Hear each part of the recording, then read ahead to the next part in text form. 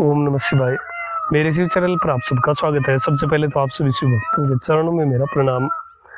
बात करते हैं आपके द्वारा पूछे गए प्रश्नों के बारे में और उसके उत्तर मैं आप सभी शिव भक्तों को देने का प्रयास करूंगा। लेकिन उससे पहले आप सभी शिव भक्त कैसे हैं और आपका श्रावण मास कैसा चल रहा है, आपकी शिव पूजा कैसी चल रही है, आप मुझे कमेंट में बता सकते हैं। देखिए, पहले प्रश्न के बारे में हम बात करें तो पहला प्रश्न पूछा गया है सौमित्र राय जी के द्वारा।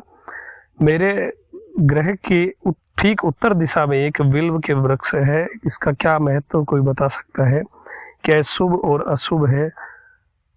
किसी को पता है तो बता दीजिए। देखिए, घर की उत्तर दिशा में बिल्व वृक्ष, उत्तर हो चाहे दक्षिण हो, बिल्व वृक्ष हर दिशा में शुभ होता है और ये आपका सौभाग्यवर्धक होता है। लेकिन बात करें उत्तर दिशा में तो जो बृहत संहिता है उसमें जो अष्ट दिशाओं के जो 8 वृक्ष बताए गए हैं, जो 8 दिशाओं में लगाना शुभ होता है, तो जो उत्तर दिशा का जो शुभ वृक्ष बताया गया है वो बिल्व ही है। तो डेफिनेटली आपके घर की उत्तर दिशा में यदि बिल्व का वृक्ष है तो ये बहुत ही ज्यादा शुभ है। जो 8 अलग अलग प्रकार के वृक्ष लगाने चाहिए 8 दिशाओं में, तो उत्तर दिशा में बिल्व का वृक्ष ही लगाना चाहिए। और यदि दक्षिण में भी यदि किसी से भक्त के घर के दक्षिण दिशा में यदि बिल्व वृक्ष है तो ये यमराज का भय दूर करने वाला होता है। हर दिशा में बिल्व वृक्ष शुभ ही फल देने वाला होता है। भगवान शिव का अत्यंत प्रिय है और माँ लक्ष्मी का स्वरूप है और लक्ष्मी की भी दिशा उत्तर दिशा ही मानी गई है। अगला प्रश्न है सिल्की शर्मा जी। शिव पूजन के बाद क्या 1 रुपये कॉइन चढ़ाना जरूरी है? और प्रभु को जो नैवेद्य हम भोग लगाते हैं उससे हमें ग्रहण करना जरूरी होता है। भोग के 3 हिस्से करने होते हैं और उनमें से एक भाग हमें भोग के रूप में खाना होता है। प्लीज बताइए। ये मुझे उपाय वाले महाराज ज्यादा लग रहे हैं। देखिए, आप पूछ रहे हैं कि बता रहे हैं, समझ में नहीं आ रहा। 1 रुपया, ये सब चीजें जब लागू होती है जब आप भक्ति भाव नहीं, आप अपना काम निकलवाने के चक्कर में भगवान की पूजा करते हैं, वो सब ये चीजें हैं। यदि आपका प्रेम अटूट है तो ये सब चीजें मायने नहीं रखती। हाँ, नैवेद्य यदि आप अर्पित करते हैं तो मैंने बहुत सारी वीडियो में पहले आपको संकेत बताया है, ये चीज बताई भी है कि आपको चंड को निवेदन करना होता है कि इस भोग को आप भगवान तक पहुंचाइए। क्योंकि जो भी नैवेद्य चढ़ता है, जो भी शिव को चीजें अर्पित की जाती है, वो सबसे पहले चंड तक ही जाती है। क्योंकि भगवान के पुत्र हैं चंड, चंडिकेश्वर की कथा भी इस वीडियो पर मैंने पहले डाली है। भगवान ने उन्हें ये अधिकार दिया है कि उन शिवलिंग पर चढ़ी सभी चीजों पर चंड का ही अधिकार होगा। तो आपको चंड से निवेदन करना होता है कि इस नैवेद्य को आप स्वयं भी ग्रहण करिए, अन्य गणों को भी दीजिए और भगवान को भी आप ये भोग पहुंचाइए। तब जाकर के आपकी चढ़ी हुई चीजें शिवलिंग के द्वारा भगवान शिव तक पहुंचती हैं। जो लिंगम पर अर्पित ना किया हुआ हो भोग, वो आप, ये उनके लिए बता रहा हूँ जो शिव भक्त नहीं है, जो केवल श्रावण मास में ही शिव भक्त बनते हैं। ऐसे पाटली शिव भक्त यदि शिवलिंग के पास में भोग अर्पित करते हैं तो वो भी चंड से निवेदन करें कि इस भोग को आप आगे तक पहुंचाइए। तो एक भोग तो आप भगवान के लिए अलग निकाल दीजिए और एक जो आप ग्रहण करना चाहते हैं वो कर सकते हैं। लेकिन जो भस्मधारी हैं, जो रुद्राक्ष धारण करते हैं, जो शिव के ही शरणागत रहते हैं और शिव के अतिरिक्त वो किसी से भी प्रेम नहीं करते हैं, ऐसे शिव शरणागत शिव भक्त उस पूरे नैवेद्य को भी ग्रहण कर सकते हैं भगवान को अर्पित करने के बाद। इसमें कोई दोष नहीं होगा। लेकिन चंड से कहना सबके लिए अनिवार्य है। और 1 रुपया 2 रुपया चढ़ाना ये आपकी इच्छा है, आप 1 लाख चढ़ाइए या 1 रुपया कॉइन चढ़ाइए, ये सब चीजें भक्ति से बाहर की बातें हैं। ये तो वो चीज है कि आप अपना काम निकालिए और भगवान को भूल जाइए। हमारा काम बनते ही फिर, तो इन सब चीजों को छोड़ करके भक्ति और निष्ठा से आप भगवान की पूजा करिए तो सब चीजें गौण होती हैं, इनका कोई महत्व तो नहीं होता है। अगला प्रश्न है अनिमेश मित्र आर्ट करके आईडी है। शिव मैं भस्म के अलावा और कौन कौन सी चीज से त्रिपुंड धारण कर सकता हूँ और त्रिपुंड लगाने की विधि लेकर कृपया मार्गदर्शन करते हुए एक वीडियो अवश्य दें। भस्म के अतिरिक्त आप, मैंने पहले वाले वीडियो में बताया था, जो बिल वृक्ष के जड़ की मिट्टी है उससे भी आप त्रिपुंड धारण कर सकते हैं। और भस्म बहुत इजीली आप प्राप्त कर सकते हैं। किसी भी हवन, कोई भी हवन की आप भस्म ले लीजिए, उसे नमः शिवाय पंचाक्षर से अभिमंत्रित कर सकते हैं और उसे फिर आप नित्य धारण कर सकते हैं। वो भी ना मिले तो फिर आप जल से त्रिपुंड धारण कर सकते हैं। और त्रिपुंड के चक्कर में देखिए बहुत सारी विधियां हैं, बहुत सारी शास्त्रों में आप जाएंगे तो अलग अलग चीजें हैं। पहले उंगली से, अनामिका से, मध्यमा से, तर्जनी से, इन सब से ये सब छोड़िए, आप भस्म लीजिए नमः शिवाय बोलते हुए और सीधा त्रिपुंड धारण करिए। किसी चक्कर में मत पड़िए। यदि आप शिव भक्त हैं तो आपके लिए कोई विधि नहीं है। आप सीधा भस्म लीजिए नमः शिवाय बोलते हुए, या फिर नमः शिवाय गुरुवे, जिन लोगों ने भगवान को गुरु बना रखा है वो नमः शिवाय गुरुवे बोलते हुए त्रिपुंड धारण करें। कोई दोष नहीं है। जो शिव भक्त है उनके लिए कोई दोष नहीं है, वो इजीली त्रिपुंड धारण कर सकते हैं। अगला प्रश्न है मधु सिंह, आपने जो शिव जी को गुरु बनाने की प्रोसेस बताया था, उन्हें गुरु बनाने के बाद प्याज लहसुन खा सकते हैं या नहीं? ये प्याज लहसुन वाले, इसको लेकर के बहुत सारी चीजें सामने आई हैं और बहुत सारे शिव भक्तों ने ये प्रश्न हम पूछा है कि प्याज लहसुन खाना चाहिए या नहीं। मैंने पहले ही बताया, जो केवल और केवल शिव के शरणागत हैं और भगवान को बहुत प्रेम करते हैं, उनके लिए कोई विधि नहीं है। प्याज लहसुन केवल उसी समय त्याग किया जाता है जब आप कोई शिव साधना कर रहे हैं।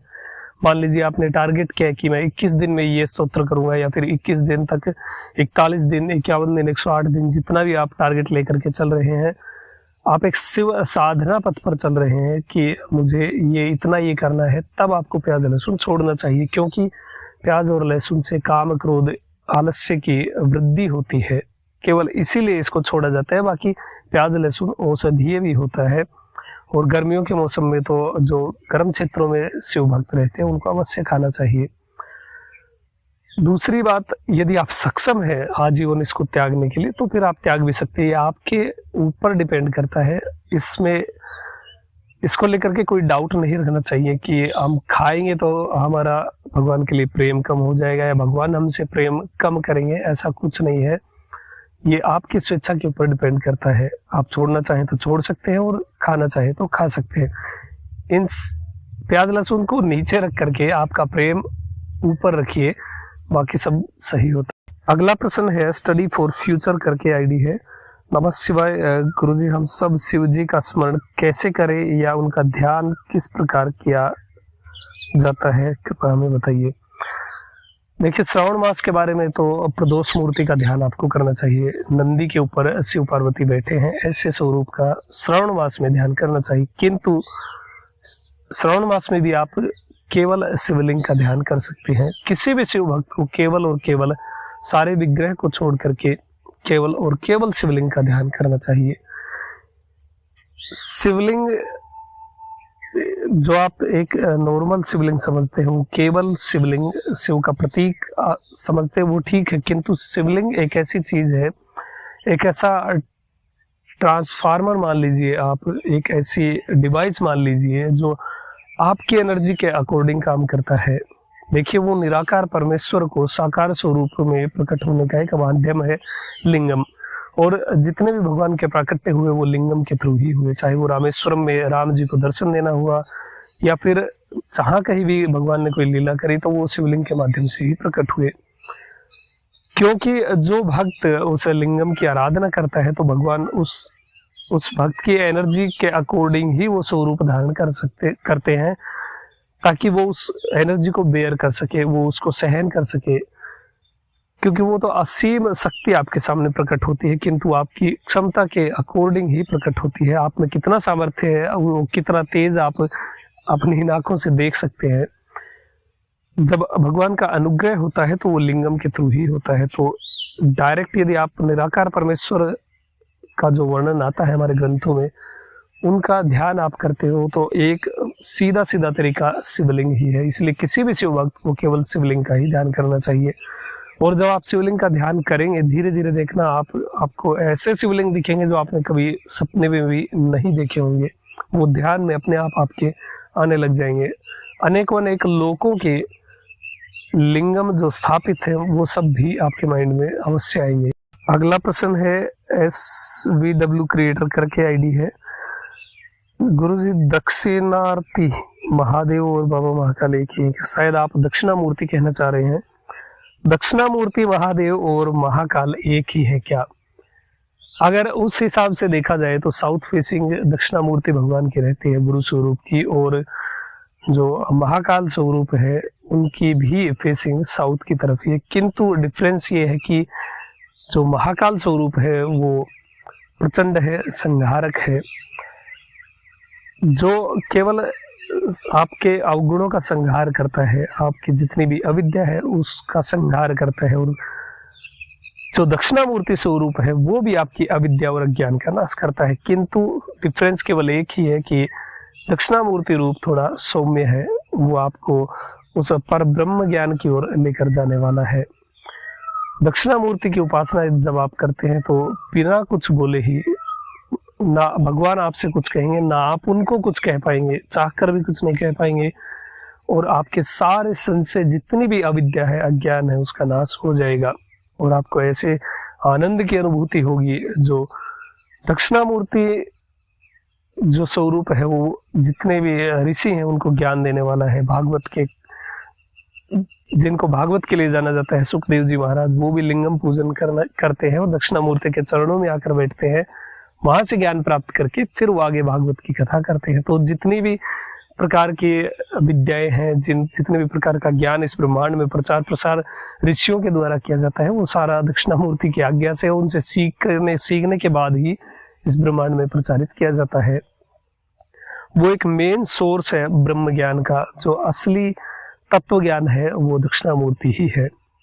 और गुरु स्वरूप है तो, और ऐसे वैसे गुरु नहीं, गुरुओं के भी गुरु है, परम गुरु भगवान दक्षिणामूर्ति है। तो केवल यही डिफरेंस है बाबा महाकाल और भगवान दक्षिणामूर्ति के बीच। अगला प्रश्न है वंशिका वासने, क्या शिव जी को गुरु बनाने के बाद भी किसी संत को गुरु बनाना पड़ेगा? Please reply.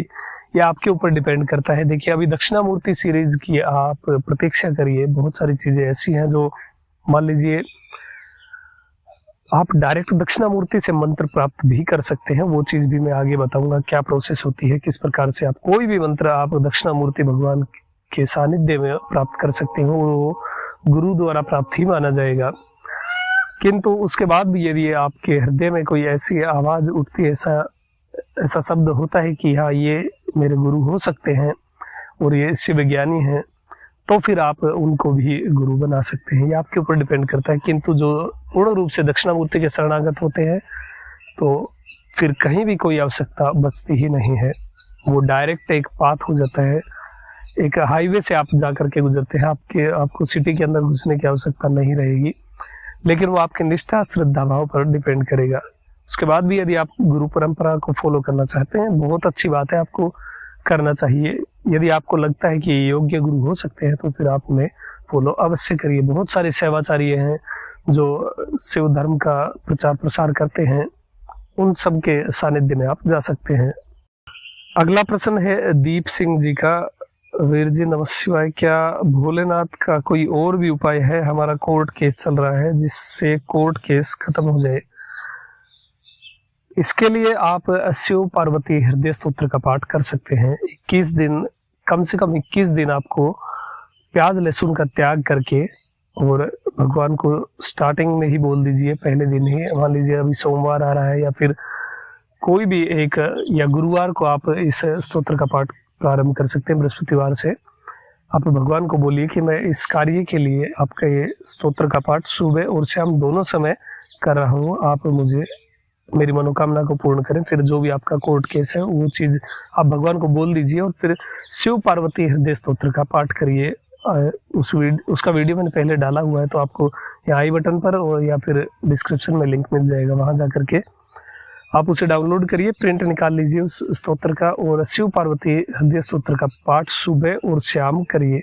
और 21 दिन आपको बिल्कुल प्याज लहसुन का त्याग कर देना है, भगवान के पूर्ण शरणागत होकर के लिंगम के पास में बैठ करके इस स्तोत्र का पाठ करना है। और इस स्तोत्र में जब आप इस स्तोत्र का पाठ करते हैं तो स्तोत्र दोनों हाथ ऊपर उठा करके किया जाता है, हाथ जोड़ करके। वो पूरी प्रोसेस मैंने उस वीडियो में बताई हुई है, उस प्रकार से आप उस स्तोत्र का पाठ करें। इससे आपको बहुत राहत प्राप्त होगी और भगवान ने चाही तो आप इससे छूट भी जाएंगे। तो ये चीज आप फॉलो करके देखिए, आपको बहुत लाभ होगा।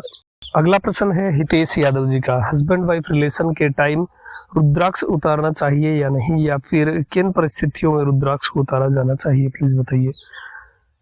देखिए, बहुत सारे भ्रम फैलाए जाते हैं रुद्राक्ष को लेकर के, इस सोते समय उतार देना चाहिए, ये करना चाहिए, वो करना चाहिए। ये सब चीजें उन लोगों के लिए फॉलो होती है। मान लीजिए किसी ने किसी के साथ कोई समस्या बता दी और जीवन में कुछ ऐसी परिस्थितियां हो गई कि हम फंसे हुए हैं, तब हम किसी के पास जाते हैं तो ज्योतिष वाले इतनी सारी चीजें बता देते हैं। वो बोलते हैं कि ये इतना मुखी रुद्राक्ष आप धारण करिए और नियम से धारण करिए, प्याज लहसुन मत खाइए, या फिर इसको सोते समय उतार दीजिए।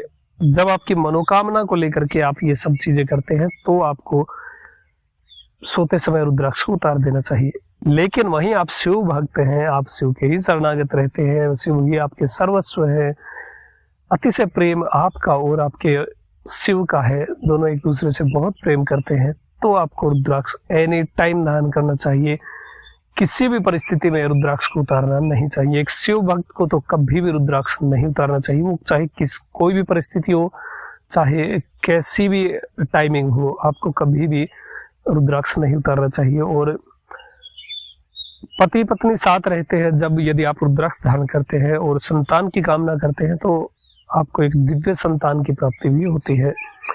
दिव्यता, देखिए रुद्राक्ष हमें शुद्ध करने के लिए होता है, हम उसको अशुद्ध नहीं कर सकते हैं। हम ही अशुद्ध है, इसलिए रुद्राक्ष धारण करते हैं ताकि हमें शुद्धता आए।